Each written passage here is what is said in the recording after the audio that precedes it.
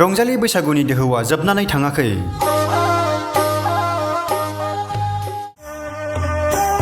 जेरावबो जेरैथिंबो रिंखांगासिनो खाम जथा सिफुंनि देंखो।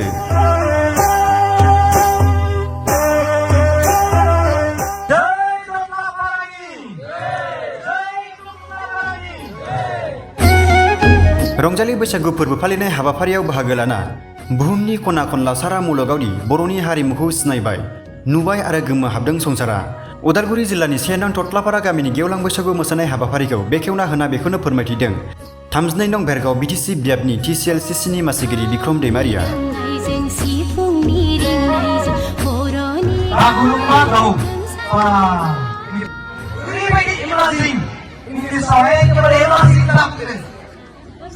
Amerika, China, England, Hong Kong, Japan, बुहुमनि थांबाबो थांख'नो हायो। कुनु जायगानि मानसिफ्रा बर'नि मोसानायखौ नुनानै सोमोनाङो। दिनै उदालगुरि जिल्ला 32 नं भेरगाव बिटिसि बियाबनि सिङाव थानाय 1 नं थथलापारा गामियाव गेवलां रंजालि बैसागु मोसानाय हाबाफारि लायो। बर'नि आंगो फोरबो रंजालि बैसागुखौ गाजा गोमजायै फालिनाय हाबाफारियाव TCLCCनि मासिगिरि बिक्रम दैमारिया बे गेवलां रंजालि बैसागु मोसानायखौ बेखेवनानै होयो। बेखेवना होनाय हाबाफारिनि गेजेरजों आथिखालाव बुहुमावनो बर'नि हारिमुआ गोसारनाय आरो मुंदांखा जानायखौ फोरमायनानै गावनि बेखेवनाय बिबुंथियाव रंजालि बैसागु फोरबो फालिनायनि लोब्बाजों ओरैबायदि बुङो।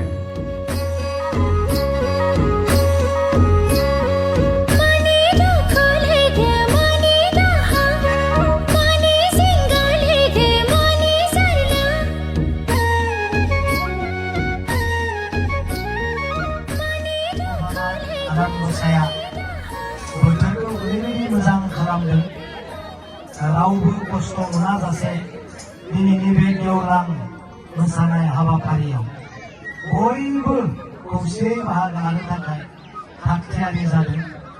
गिबियावनो बेनिखायनो जोङो अबंलावरि आनान गसाइखौ जोङो साबायखर बावनांगोन। बे मोजां बोथोर, मोजां सम, मोजां जिबन, मोजां बेबायदि थासारिखौ होनायनि थाखाय। दा आंखौ दिनैनि बे गेवलां मोसानाय रंजानाय हाबाफारियाव बेखेवनो थाखाय बिबान होदों। गमामायैनो आं बे रंजालि बैसागुखौ जोबनाङा बायदि आं मोननायदों। दाखालिबो आङो मोनसे आंनि ससियेल मिडियानि पेजनि गेजेरजों बुंदों, मानसिफोरनि अननाय, रायजोनि अननाय, आदर आरो बिसोरजों लोगो जाफानानै रंजानो मोननाया आंनि थाखाय बेनो जुरिजेननाय। आरो बेबायदि मोनसे मोजां अननायखौ मोनदों सानफ्रोमबो बे बैसागु बोथोराव आङो मोनफेराखैमोन। बे मोनसे बिबानखौ मोननायनिफ्राय रायजोआ जे आंखौ बेसेबां अनो, मोजां मोनो, हांख्रायदों। गोबाङाव थांनो हायाखै, गोबाङाव जोङो थानो हादों।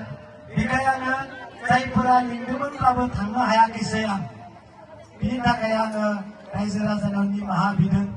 आरो दिनै गमामायैनो नोंथांमोननि बे 1 नं थथलापारा गामियाव गेवलां मोसानाय बे हाबाफारिखौ बेखेवनो मोननानै बेखेवनो बेबायदि मोनसे मोजां सुबिदाखौ होनायनि थाखाय गामि आफादनि, समाजनि दैदेनगिरि, सेक्रेटारि प्रेसिडेन्ट, माइनाव आफादनि दैदेनगिरि, सेक्रेटारि प्रेसिडेन्ट, इउथनि दैदेनगिरि, सेक्रेटारि प्रेसिडेन्ट आरो बायदि बिबानाव थानाय साफ्रोमबो उन्दै गेदेर सोमोन्दोआव बिमा बिफा, बिदा फंबाय, बिब' बिनानाव बयनिसिमबो आङो गोसो गोरबोनिफ्राय आंनि अननाय मोजां मोननायखौ आं बावहरदों। दिनै आंहा सासे सरकारनि थान्दै हिसाबै बुंनांगौ गोबां बाथ्रा दंमोनब्लाबो जिहेतु दिनै बैसागो बोथोरखाय बुंनांगौ गोबां बाथ्रा आद्रा थागोन। अब्लाबो दिनै जोङो नुयो जोंनि बर'नि जारिमिन, जोंनि बर'नि आसार खान्थि, दामनाय देनाय, दिनै गोमो दख'ना गाननानै, गोमो गोथां फालि लानानै गुबै आसामावल' नङा, अल इन्डियायावल' नङा, गुबै बुहुमाव खना खनला सा सानजा सोनाब गासैथिंबो आउट अफ इन्डिया बुहुमनि खनायावनो जोंनि बे बर' हारिया दे मोनसे मोजां कालचार दं, मोनसे मोजां मोसाखावरि, मोनसे ओरैबायदि समायना दाउफोर बायदि बिरनायनो गोसो जालायनाय मोनसे दख'ना गाननानै मोसानाय हाबाफारि जोंहा जानानै थांदों थांनाय मास मोननै आगोल ना बागुरुम्बा दौ ओरैबायदि इमाजिन इंलिसावहाय एखेबारे इमाजिन खालामदों आमेरिका नोङो चाइना इंलेण्ड लण्डन जापान बुहुमनि नों थांबाबो थांख'नो हायो खुनु दिनै नों नुहैफेरै जायगानि मानसिफ्रा बर'नि मोसानायखौ नुनानै सोमोनांदों मा हारिनि मानसि बबे खनायाव थायो माबायदि ड्रेस बिलाय आसरित दा जों जुरिजेनबाय जोंनि बर' हारिनि कालसार दामनाय देनाय दिनै जुरिजेनबाय गुदै बुहुमा गुदै संसारा नुनो दिनै जुरिजेनबाय ससियेल मिडियायाव खौरांसा बिरबायबायो दिनै बेखौ नुनो मोनो दा थिग बेबायदिनो दिनै बे मोसानायखौ जों नुनो मोनगोन आरो बे मोसानायाव जों बयबो हेफाजाब होलायगोन दा आं गोबां खोथा बुंनो सानाखै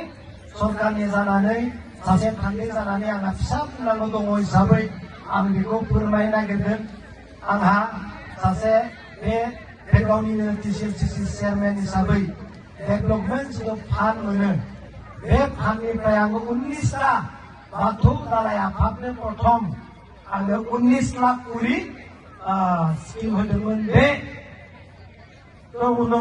एक नं टक्लापारायावबो 19 लाखनि स्किम जोंहा बाथौ थानसालियाव दङ जाबाय बियो बिदिबाय दा बेबायदिनो जोङो मावलांगोन बे सरकारनि आंनि नङा सरकारा बेखौ होगोन आरो मावग्राया माला मावगोन बिदिनो ग्रोब ग्रोब ग्रोब जों आवगायलांनांगोन दा जोंहा मन्दिर मस्जिद गिर्जा थानसालिफ्रा मोजां जायोब्ला दा जोंनि गोसोआबो मोजां जायो जेराव जों थानानै इसोरखौ सिबिगोन जाय थानसालियाव थानानै जाय मन्दिराव जाय गिर्जायाव थानानै जोङो भगबानखौ जोङो मोननो हास्थायगोन बिनि अननाय मोजां मोननाय आसार खान्थिखौ जों लानो हानाय बायदि जों मन्दिराव थानानै जोङो थानसालियाव थानानै मानसिखौ मानसि बायदि बेबहार खालामनो मानसिखौ इनाय साननायनिफ्राय जोङो गावखौनो दबथायनो मानसिखौ जों इनाय अनागार खालामनो नागिरनायनिफ्राय जों गावखौनो दबथायनो जों बबेनिफ्राय जुरिजेनो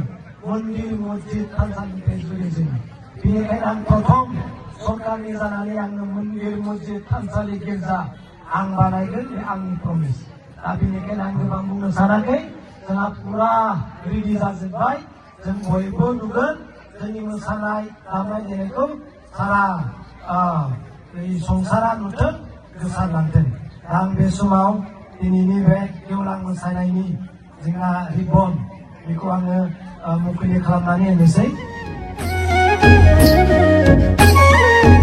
News Desk, Bidisulai 12